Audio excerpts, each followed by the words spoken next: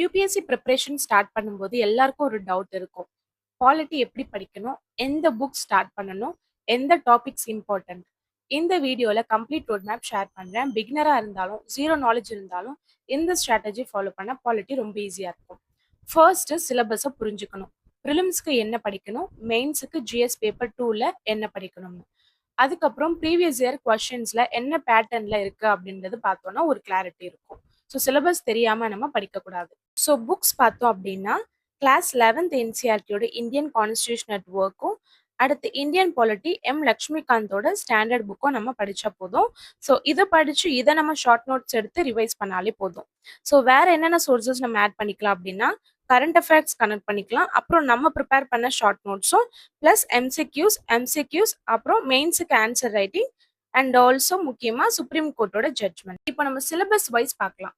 First topic historical background. So constitution எப்படி வந்துச்சு, constituent அசம்பிளினா என்ன, இம்பார்ட்டன்ட் கமிட்டிஸ் என்ன, கான்ஸ்டியூஷன் சோர்சஸ் என்ன, சாலியன்ட் ஃபீச்சர்ஸ் என்ன.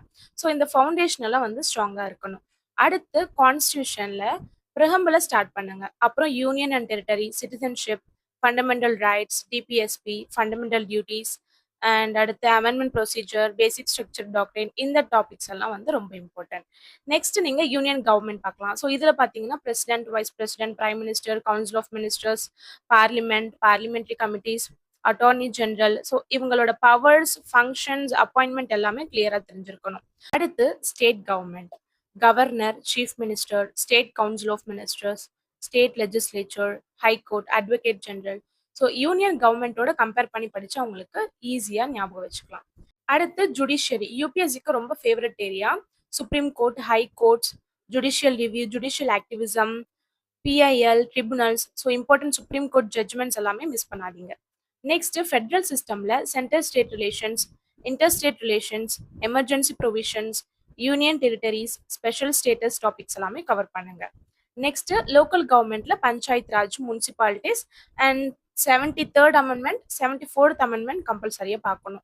கான்ஸ்டியூஷனல் பாடிஸ்ல election commission, UPSC, finance commission, CAG, attorney general, இதோட கம்போசிஷன், அப்பாயின்மெண்ட், ரிமூவல், ஃபங்க்ஷன்ஸ் எல்லாமே படிக்கணும்.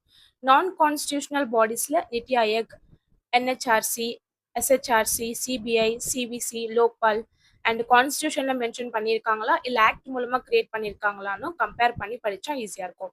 ஸோ ஃபைனலி ரிமைனிங் டாபிக்ஸ் பார்த்தீங்கன்னா schedules, languages, cooperative societies, constitutional versus non constitutional பாடிஸோட comparison, constitutional amendments, important Supreme Court cases, இதெல்லாம். இப்போ important study strategy. So every டாபிக்கும் நீங்க படிக்கும்போது இந்த ப்ராசஸை ஃபாலோ பண்ணுங்க.